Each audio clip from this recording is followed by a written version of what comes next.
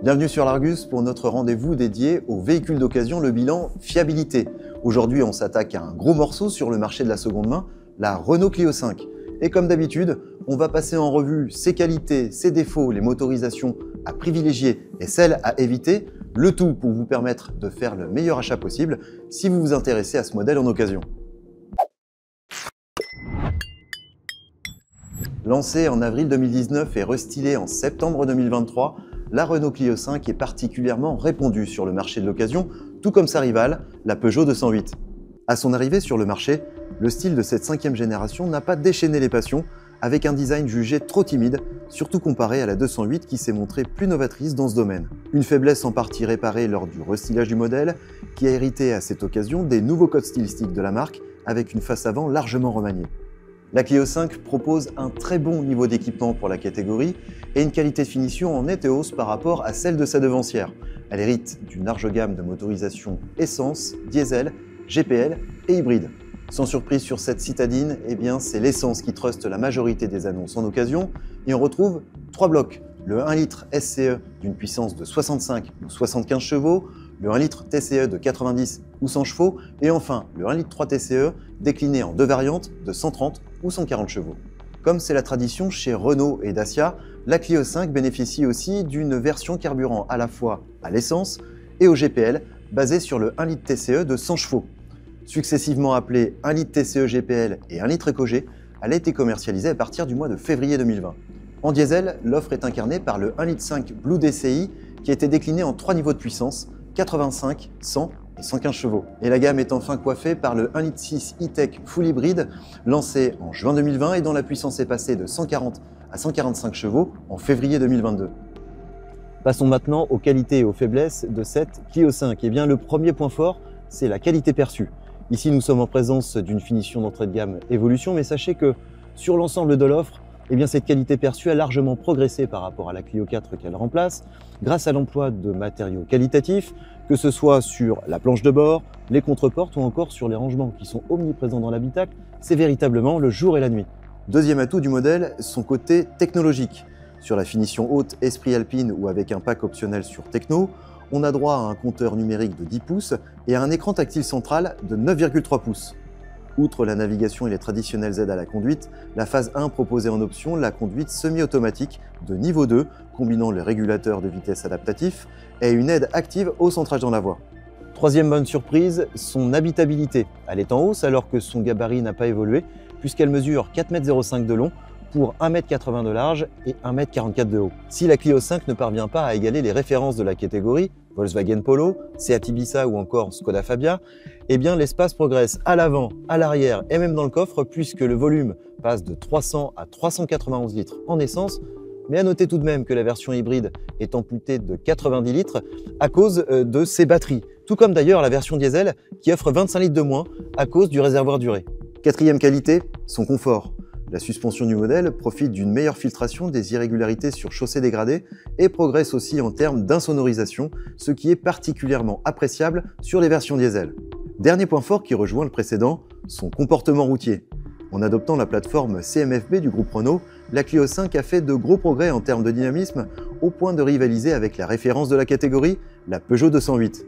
Au chapitre des regrets, on déplore tout d'abord le rétrécissement de la gamme lors du restylage en juillet 2023 puisque le nombre de finitions est passé de 6 à 3 par la suite avec Evolution, Techno et Esprit Alpine. Et puis à cette occasion, le modèle a également perdu l'excellent 1 litre 3 TCE de 140 chevaux tout comme la version X-Tronic avec sa boîte à variation continue sur le 1 litre TCE de 90 chevaux. Autre bémol, sa version 1 litre 6 E-Tech Full Hybride. Sobre et agréable en ville grâce à ses phases de roulage électrique, cet ensemble hybride est pénalisé par la réactivité de sa transmission à certaines vitesses.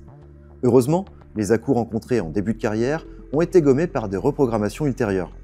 Dernier défaut, même si c'est relativement subjectif, c'est son design, jugé par beaucoup comme beaucoup trop quelconque.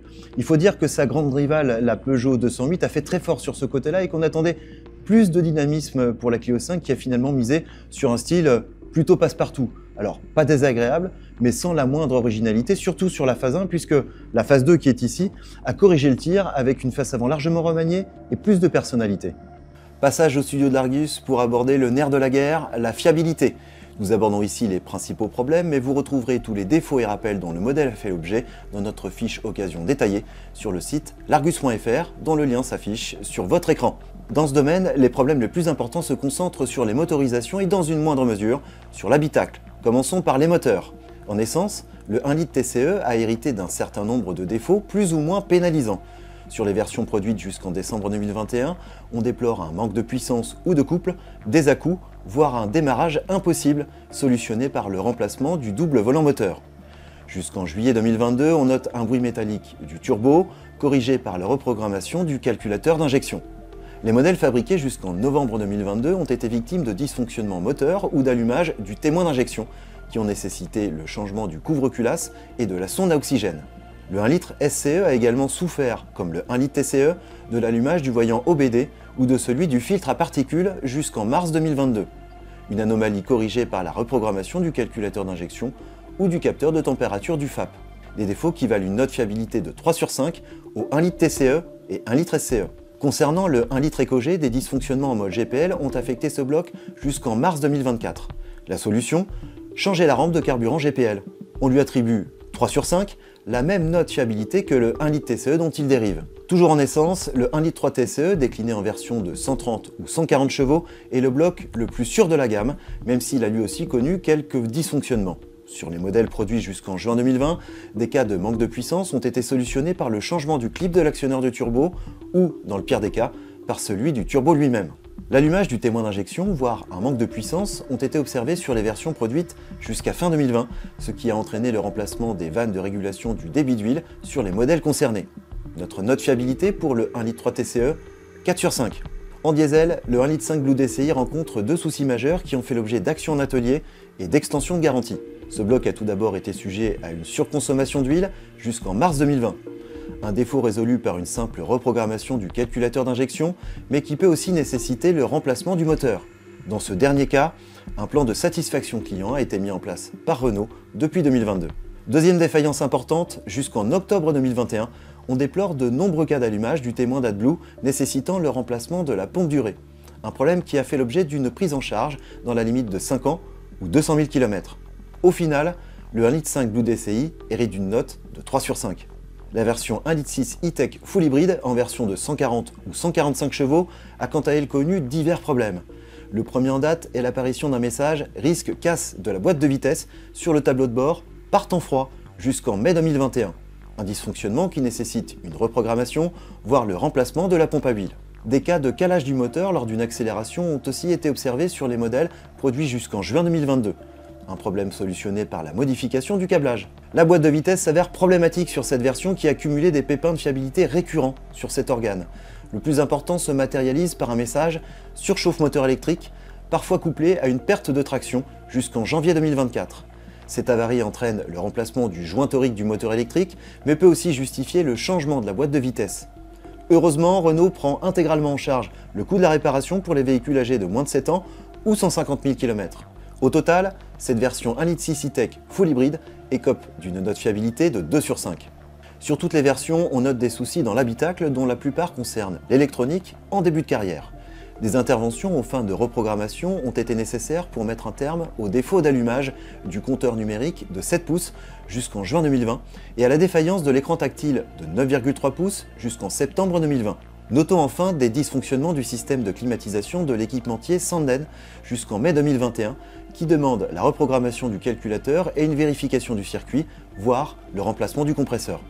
Au terme de ce bilan, on constate que la Clio 5 souffre de problèmes de fiabilité, principalement sur ses versions diesel et hybride, mais dans ce dernier cas, Renault assume ses responsabilités puisque le constructeur prend en charge les réparations dans la limite de 7 ans ou 150 000 km, ce qui est plutôt rassurant. Et la citadine aux losanges a corrigé ses erreurs de jeunesse jusqu'en 2021, et notamment les bugs électroniques, ce qui la rend au final plus fréquentable que la Peugeot 208 en occasion. Notre note globale fiabilité pour cette Clio 5, 3 sur 5. À l'Argus, notre choix en essence se porte sur le 1 litre 3 TCE de 130 ou 140 chevaux, une motorisation qui procure une belle polyvalence à la Clio 5 et qui préserve la consommation autour de 6 litres au 100. En diesel, c'est la version de 100 chevaux du 1,5 litre Blue DCI qui s'impose, qui est la plus recommandable. Tout d'abord parce qu'elle est bien dimensionnée au véhicule, qu'elle ne consomme qu'un peu plus de 4 litres 100, et enfin parce qu'il s'agit de la version la plus récente de ce bloc, et donc de la plus fiable. Privilégiez la finition Limited ou Evolution qui lui a succédé début 2022 pour bénéficier d'équipements incontournables comme les jantes alliages de 16 pouces, l'écran tactile central de 7 pouces avec réplication du smartphone, le GPS ou encore les radars de recul. Enfin, si vous recherchez un modèle équivalent à la Clio 5 sur le marché de l'occasion, les concurrents ne manquent pas entre les Peugeot 208, Dacia Sandero, Volkswagen Polo, Skoda Fabia, Seat Ibiza ou encore l'Opel Corsa. Voilà, j'espère que ce bilan fiabilité vous sera utile pour acheter la Clio 5 qui vous intéresse. Et si vous souhaitez aller plus loin, eh bien, je vous invite à vous rendre sur le site largus.fr pour consulter la fiche occasion détaillée de ce modèle, mais également pour nous faire part de votre expérience sur notre boîte mail qualité-fiabilité dont l'adresse s'affiche sur votre écran. Quant à moi, je vous dis à très bientôt pour un prochain bilan fiabilité.